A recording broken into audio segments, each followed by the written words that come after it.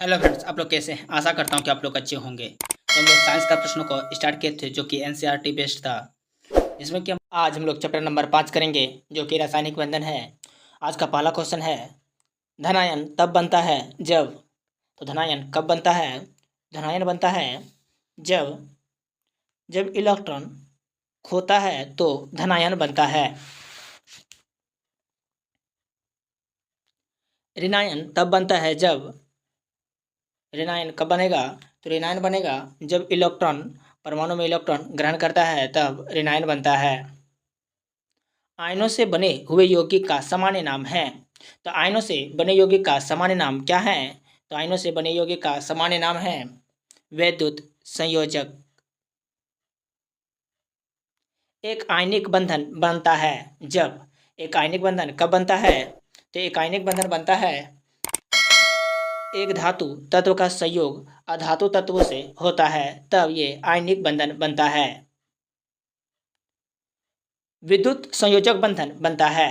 विद्युत संयोजक बंधन बनता है, ये कब बनता है? तो ये बनते हैं विपरीत अविष्ट आयनों के बीच, ये विद्युत संयोजक बंधन बनते हैं।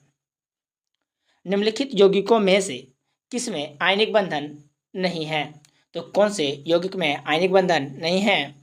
तो आयनिक बंधन जो है ये मीथेन में नहीं है। निम्नलिखित में से किस अणु में वैद्युत संयोजक बंधन है? तो वैद्युत संयोजक बंधन किस अणु में है? तो वैद्युत संयोजक बंधन है CaCl2 यानी कैल्शियम क्लोराइड। निम्नलिखित में से किसमें वैद्युत संयोजन बंधन है? किसमें वैद्युत संयोजक बंधन है? तो किसमें वैद्युत संयोजक बंधन है? तो NaBr में वैद्युत संयोजक बंधन है।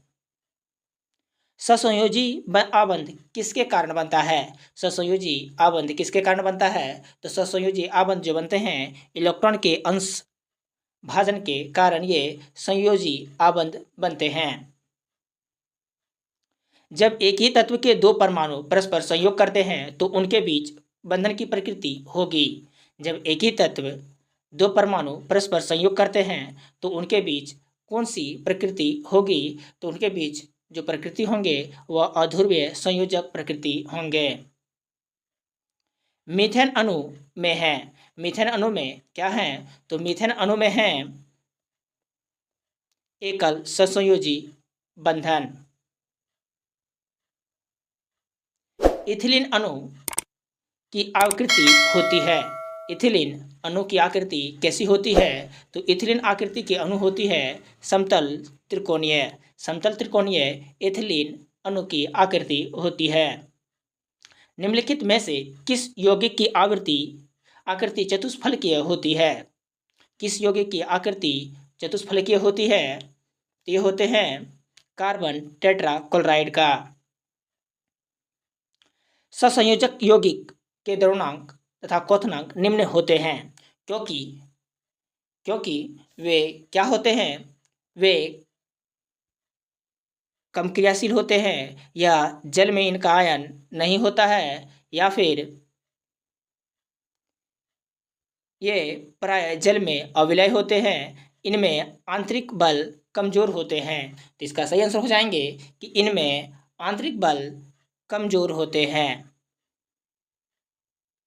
सोडियम क्लोराइड में होता है। सोडियम क्लोराइड में क्या होते हैं? तो सोडियम क्लोराइड में होता है वैद्युत संयोजक बंधन।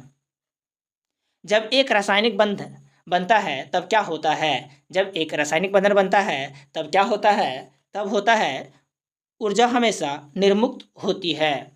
कार्बन टेट्राक्लोराइड अणु की आकृति होती है। तो कार्बन टेट्राक्लोराइड की अणु की आकृति कैसी होती है? तो ये चतुष्फलकीय होती है। निम्न में से किस यौगिक में हाइड्रोजन आबंध नहीं है? तो किस में हाइड्रोजन आबंध नहीं है? तो हाइड्रोजन आबंध CH4 में हाइड्रोजन आबंध नहीं है। निम्न में से किस यौगिक में हाइड्रोजन आबंध विद्यमान है? तो हाइड्रोजन आबंध किस में विद्यमान है?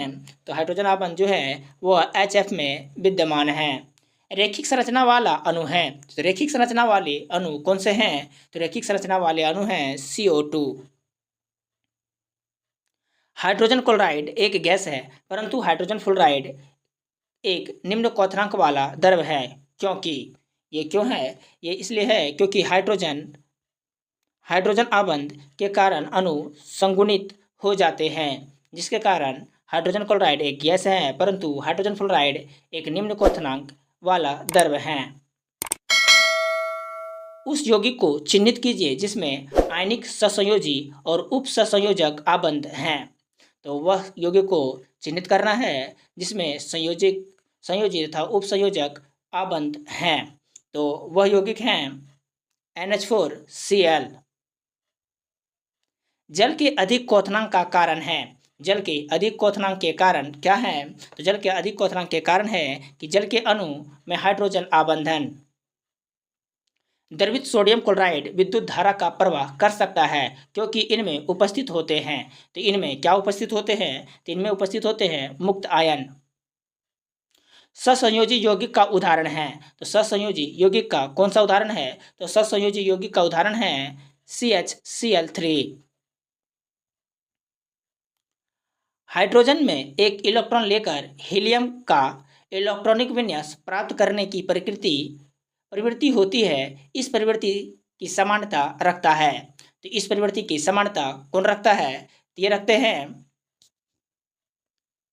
अक्रिय गैस।